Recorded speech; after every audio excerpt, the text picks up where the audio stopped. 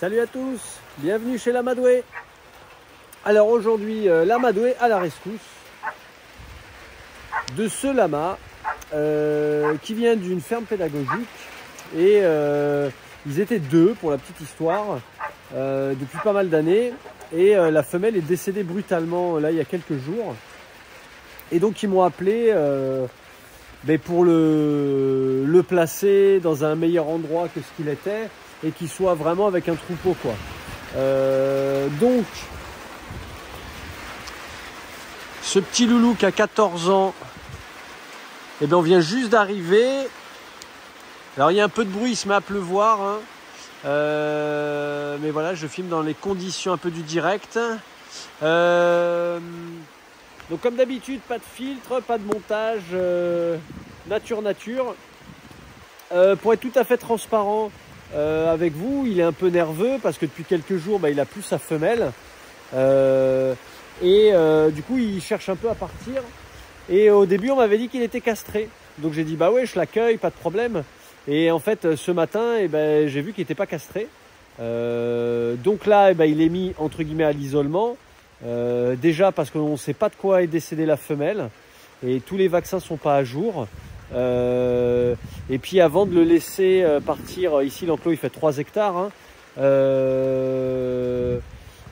va le castrer. Donc là, on va le castrer après-demain.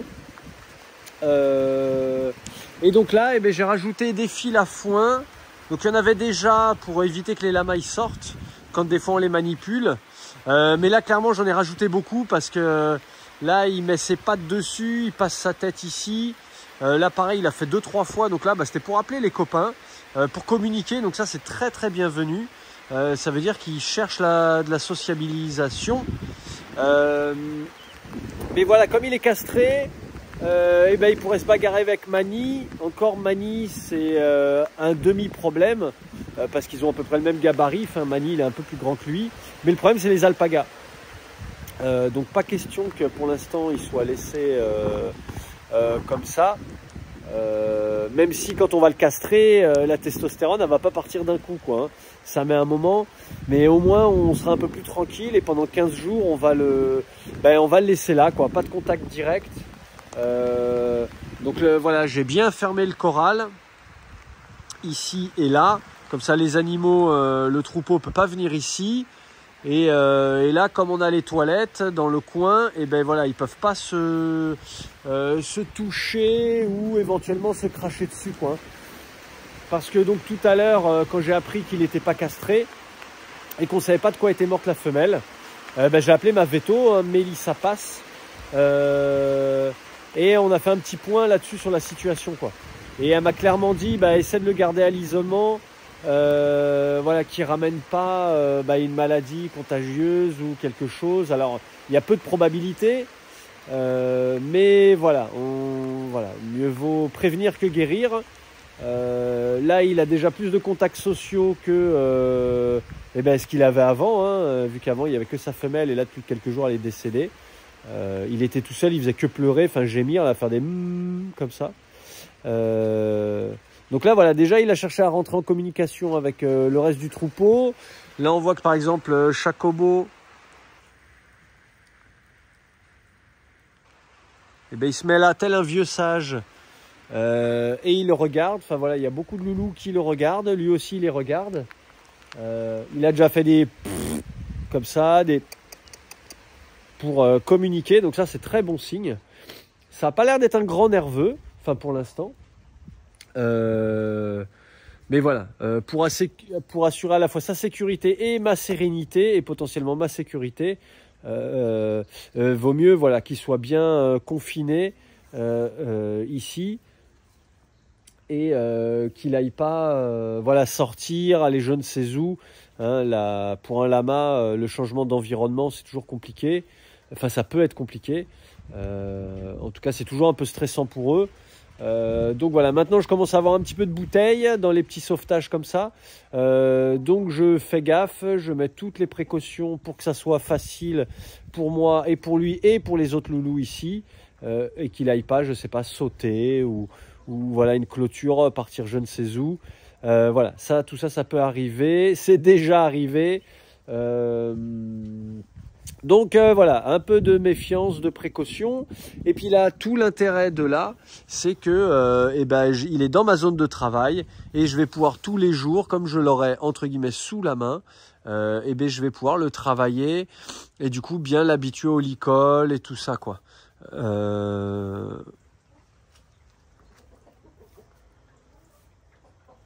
Donc bien évidemment, ça a été compliqué de le faire monter dans le camion. Il met le licol, mais il n'est pas trop habitué à marcher. Et en fait, on n'y a pas mis le licol de suite. On pensait qu'il allait pouvoir monter dans le camion tout seul, mais moi j'avais des doutes par rapport à ça. Donc du coup, ça l'a stressé. Une fois qu'on a mis le licol, il était stressé, il ne voulait pas suivre. Donc on a dû le forcer un peu. Hein. Des fois, on fait comme on peut. Mais voilà, pareil pour l'amener ici, j'ai dû le tirer un peu. Là, c'est un peu le bourbier, comme il pleut en ce moment dans l'Hérault. Donc bon, c'est super. Hein. Mais là, vous voyez tout ça, ça c'est les roues de la bétaillère. Voilà, j'ai mis des planches, j'ai mis des cailloux parce que je commençais à faire des trous partout. Voilà, j'allais faire le Paris-Dakar à la ferme. Hein. C'est pas génial. Alors, on va l'observer un peu. Bon, il est sur le qui-vive, il est un peu nerveux, mais il n'est pas en mode furie, donc c'est plutôt bien. C'est un petit gabarit de lama semi-lainé. Donc on voit, hein, il a un peu de laine sur le front, sur les oreilles et sur les pattes arrière. C'est entre un classique et un semi-lainé. Il est assez court du dos, je trouve. Il n'a pas les oreilles en demi-lune, il a les oreilles un peu pointues. Donc peut-être qu'il y a un croisement d'alpaga. Voilà, ce qu'on ne conseille pas, hein, mais c'est un petit gabarit, on va dire. Il a 14 ans, il est né en 2012. Et il vient d'un cirque en fait à la base. Il a passé, je crois, 1 an ou un peu plus d'1 an dans un cirque. Et après, il a été confié à la ferme pédagogique là, de Vendargues.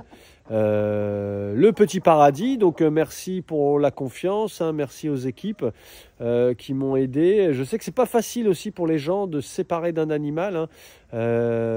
Il y a des gens là-bas, ils ont bossé avec lui. Enfin, c'est pas juste du travail, hein, c'est prendre soin. Pendant une dizaine d'années, donc forcément ça fait quelque chose, hein, et ça j'en ai bien conscience.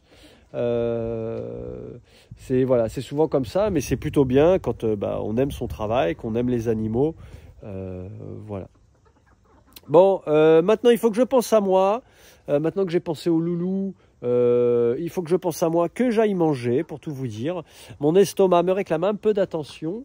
Donc voilà, là il est bien sécurisé.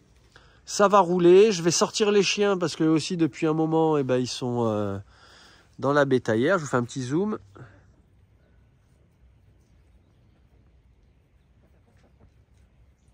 Ah, ils nous tirent même la langue là. Voilà, bon allez, j'arrête ces bêtises. Je vous dis à très bientôt pour d'autres vidéos. Sûrement, bientôt des vidéos avec Bertrand. Ouais, son nom c'est Bertrand. Ah bah tiens, il veut du sapin, Bertrand. Ouais. Tu as un petit bout de sapin? Tiens. Ouais, il sent. Hop, il prend. Ah bah oui, désolé, j'ai lâché. Et voilà, il va s'en débrouiller. Alors, certainement que je vais renommer Bertrand. Je suis pas fan de ce nom. Ça fait trop humain. Autant Tao, ça passe. Enfin voilà, bref. La suite dans d'autres vidéos. Certainement en présence de Tao. On va de Tao, ça y est, de Bertrand. Ça y est, mon estomac a faim, hein, décidément, ça y est. Voilà, d'autres vidéos avec Bertrand. Et je vous ferai absolument une vidéo, ça c'est sûr, quand on va le mettre en contact avec tous les loulous, quoi. Ça, c'est toujours intéressant à voir. Et voilà. Mais là, voilà. Et vous voyez, il cherche encore un moyen de sortir. Hein. Donc, il y a souvent 2 types de lamas. Le sauteur, donc celui qui va chercher à sauter. Ah, il a fait un petit bruit. Il cherche à communiquer. Donc voilà, malgré que j'avais mis la ficelle, hein, c'était déjà arrivé qu'un lama passe sous la ficelle, notamment Mimi, la petite qui est née ici, là. C'est pour ça que là j'ai rajouté des ficelles. Je vais peut-être en rajouter encore tout à l'heure. Voilà, mieux vaut prévenir que guérir. Je veux que tout le monde soit tranquille. Et il y a les lamas bourrins qui eux vont passer la tête quelque part. Par exemple ici, là, il y a encore une faiblesse. Là, ça c'est pour que les poules puissent passer. Elles passent aussi là-bas en dessous, parce que donc le poulailler est là. Voilà, la poulette, voilà, elle vient de passer. Ouais, les bourrins, dès qu'ils passent la tête quelque part, par exemple ici, bon ici là il pourra pas passer la tête, c'est trop petit, mais si éventuellement il pouvait passer la tête, après il envoie la puissance et il éclate tout quoi. Donc voilà, c'est deux types de lamas, enfin que moi j'appelle comme ça quoi, hein, mais il y en a peut-être d'autres. Mais il y a les bourrins, ceux qui vont bourriner, et il y a les sauteurs quoi. Donc maintenant je me méfie. Allez, j'arrête là-dessus, parce que comme d'hab, sinon je vous fais 4 fois des au revoir. Hein. Pour ceux qui suivent les vidéos, vous avez l'habitude, c'est la marque de fabrique ici. Ben voilà, à très bien vite pour d'autres vidéos. À très bientôt. L'amadoué à la rescousse. On vous donnera des nouvelles de ce petit loulou. Mais là, voilà, il mange, donc ça veut dire que ça va. Voilà, il y a moins de stress.